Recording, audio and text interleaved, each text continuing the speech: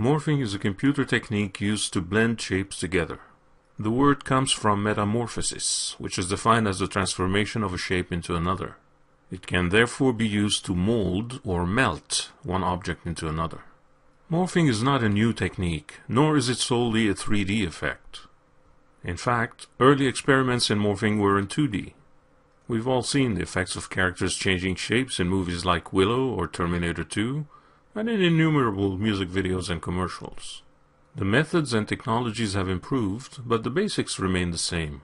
In 2D morphing, you define key points or curves on a source picture or frame, and define corresponding points or curves on a target frame.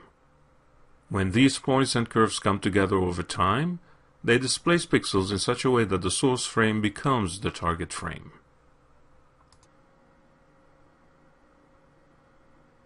This is done through interpolation, and the in-between frames show the transformation between the two pictures.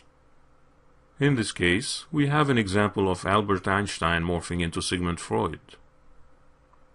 Morphing in 3D is in a sense easier. You do not need to specify key points or curves to morph one object into another.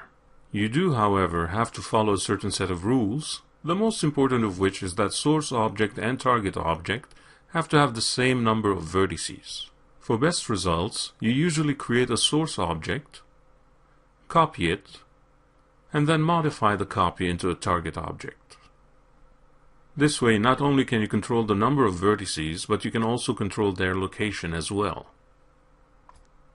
In short, you control the topology of both objects to ensure a seamless transition.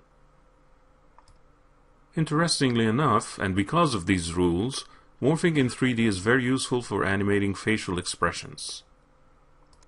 Apart from the emotional aspect, an angry face is no different from a sad face, topologically speaking. Therefore, it is easy to morph one into another over time. The interpolation between the two expressions will push and pull vertices seamlessly for smooth animation. Morphing in 3ds Max is done with the Morpher Modifier. The process is not hard. What is time-consuming is to have the morph targets ready for use. For a speaking character, the morph targets would be copies of the character's head, modified into various expressions or phonemes. A phoneme is a basic unit of speech in a language or dialect. For example, the K sound in kilo or eclectic. Notice it is all about the sound, not the letter, as there is no K in eclectic. With a set of about 16 phonemes, you can utter just about any phrase you want. In this scene, you have 16 phonemes derived from a base head. The topology remains the same and only vertex placement is different. Most of these 16 phonemes modify the lower part of the head, jaw, mouth, and chin. Therefore, 2 more morph targets were added to add some variety to the eyes, eyebrows, and forehead. The more expressions and morph targets you have, and the more variety you can introduce to the animation.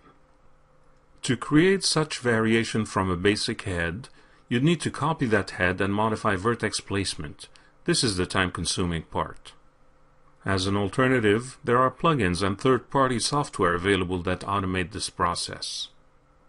This particular head and its derivatives were created from 2 photographs using an application called FaceGen.